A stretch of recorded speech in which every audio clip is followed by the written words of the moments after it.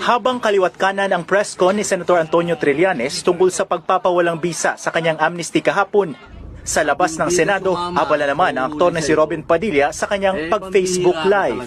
Nasa loob lang ng kanyang sasakyan si Padilla na hinamon si Trillanes na lumabas ng Senado.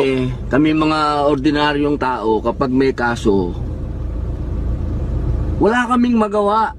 Kapag sinabi ng pulis na kailangan namin sumama sa kanila, sumasama kami. Kahit na alam namin na wala kaming kasalanan, sumasama kami. Sa Senado si Padilla at bumanat kay Trillanes sa kanyang Facebook Live. Ikaw pare ang national problem. Ayon kay Robin, gusto niyang makita ang paghain ng arrest warrant kay Trillanes. Hamon pa niya kay Trillanes, humarap sa court martial sa AFP. Kung totoong wala kang kasalanan pare, at totoong naniniwala ka na ikaw ay malinis, pare lumabas ka dyan. Lumabas ka dyan, pumunta ka doon kung saan yung nag-aakusa sa'yo.